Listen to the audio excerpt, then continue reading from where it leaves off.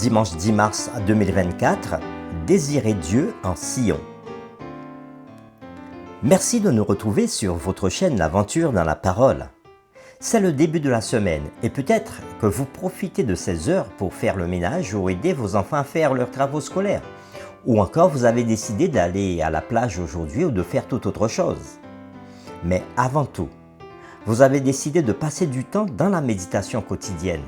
Alors, nous vous souhaitons une bonne écoute. Notre communauté s'agrandit et c'est grâce à vous. Soyez aussi actifs avec nous pour répandre le message en likant, en partageant le lien. Si c'est la première fois que vous nous écoutez, nous vous invitons à vous abonner pour recevoir les notifications. Pour un confort d'écoute en continu, désormais, nous vous proposons la playlist de la semaine. Le texte à mémoriser de cette semaine que nous vous invitons à dire avec nous se trouve au psaume 84, le verset 2. « Mon âme soupire et languit après les parvis de l'Éternel. Mon cœur et ma chair poussent des cris vers le Dieu vivant. » Quelles sont les bénédictions que Dieu accorde à ses enfants dans son sanctuaire? En quoi la prière symbolique pour la paix de Jérusalem devrait-elle concerner les chrétiens d'aujourd'hui? Quels symboles forts sont contenus dans l'idée de Sion? Les réflexions de cette semaine nous aideront à répondre à ces questions et aujourd'hui nous le ferons avec la séquence « Un jour dans tes parvis vaut mieux que 1000 ailleurs ». Nous vous invitons à lire avec nous le psaume 84, les versets 1 à 4, afin de répondre à la question suivante. Pourquoi le psalmiste désire-t-il habiter dans le sanctuaire? Psaume 84, versets 1 à 4. Au chef des chantres, sur la guitite, des fils de Corée. Psaume. Que tes demeures sont aimables, Éternel des armées. Mon âme soupire et languit après les parvis de l'Éternel. Mon cœur et ma chair poussent des cris vers le Dieu vivant. Le passereau même trouve une maison et l'hirondelle un nid où elle dépose ses petits. Tes autels, Éternel des armées. Mon roi et mon Dieu. Heureux ceux qui habitent ta maison. Ils peuvent te célébrer. Après la lecture du psaume 84, les versets 1 à 4, nous répondons à cette question. Pourquoi le psalmiste désire-t-il habiter dans le sanctuaire?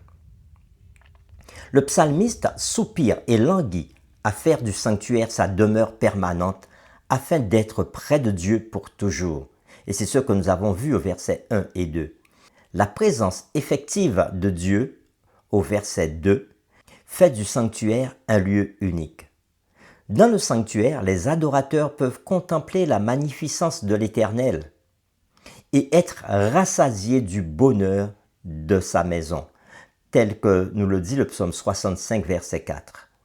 Dans le psaume 84, on jouit du bonheur inégalé dans notre relation avec Dieu en le louant, en trouvant de la force en lui et en lui faisant confiance. Le sanctuaire est le lieu où cette relation est nourrie par le service d'adoration et la communion avec les autres croyants. La présence effective de Dieu dans le sanctuaire donne aux adorateurs un aperçu de son royaume glorieux et un goût de la vie éternelle. Nous vous invitons à poursuivre la lecture du psaume 84. Et maintenant, nous lirons les versets 5 à 12 et nous répondrons à cette question. Qui d'autre peut être béni par le sanctuaire? Nous lisons le psaume 84, les versets 5 à 12. Heureux ceux qui placent en toi leur appui. Ils trouvent dans leur cœur des chemins tout tracés. Lorsqu'ils traversent la vallée de Baca, ils la transforment en un lieu plein de sources. Et la pluie la couvre aussi de bénédictions. Leur force augmente pendant la marche et ils se présentent devant Dieu à Sion. Éternel Dieu des armées, écoute ma prière. Prête l'oreille, Dieu de Jacob. Toi qui es notre bouclier, vois, ô Dieu, et regarde la face de ton oint. Mieux vaut un jour dans tes parvis que 1000 ailleurs. Je préfère me tenir sur le seuil de la maison de mon Dieu, plutôt que d'habiter sous les tentes de la méchanceté. Car l'Éternel Dieu est un soleil et un bouclier. L'Éternel donne la grâce et la gloire. Il ne refuse aucun bien à ceux qui marchent dans l'intégrité. Éternel des armées, heureux l'homme qui se confie en toi. Après avoir lu les versets 5 à 12 du psaume 84, répondons à cette question. Qui d'autre peut être béni dans le sanctuaire? Les bénédictions de Dieu sont décrites comme rayonnant du sanctuaire, accordées d'abord à ceux qui servent dans le sanctuaire, puis aux pèlerins en route vers le sanctuaire, tel qu'on le voit au verset 5 à 10, et enfin s'étendant jusqu'aux extrémités de la terre. L'attente de la rencontre avec Dieu dans le sanctuaire renforce la foi des pèlerins. Alors que la force du voyageur ordinaire s'affaiblit sous le poids d'un voyage fastidieux, celle du pèlerin du sanctuaire augmente au fur et à mesure qu'il s'approche de celui-ci. Même lorsqu'ils sont physiquement éloignés du sanctuaire, les enfants de Dieu continuent à porter l'empreinte du sanctuaire de Dieu en menant une vie digne.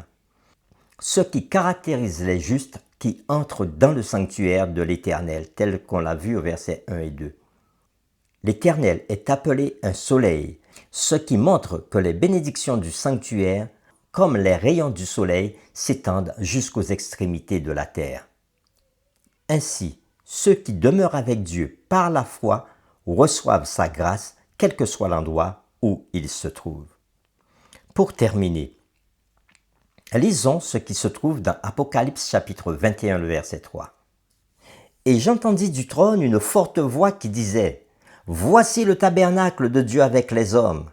Il habitera avec eux, ils seront son peuple, et Dieu lui-même sera avec eux. » Réfléchissons à ces questions. Quelle espérance reflétée dans le sanctuaire terrestre nous est-il révélée ici? Comment pouvons-nous imaginer ce que sera cette expérience? Nous vous invitons à prier avec nous. Seigneur, nous te louons et te bénissons pour le psaume 84 que tu nous donnes et qui nous rappelle que vivre à côté de toi, vivre tout près de toi, vivre avec toi, c'est du bonheur. C'est un bonheur qui renforce notre marche avec toi. Et comme les pèlerins à l'époque d'Israël, lorsque nous nous approchons de toi, quel que soit le lieu où nous nous trouvons aujourd'hui sur cette terre, nous ressentons les forces revenir en nous.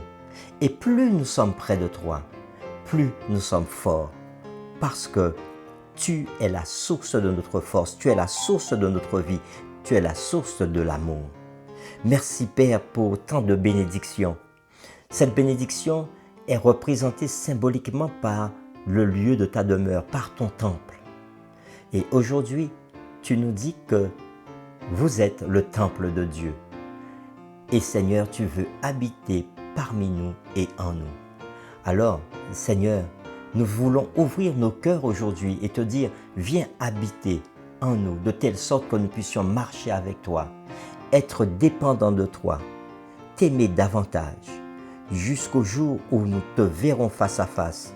Et comme tu nous le dis dans Apocalypse chapitre 21, verset 3, que tu habiteras avec nous, nous serons ton peuple, et tu seras avec nous pour toujours. Merci Père, merci pour cette grâce que tu nous fais d'habiter aujourd'hui en nous par l'Esprit Saint. Nous t'avons prié au nom de Jésus. Amen.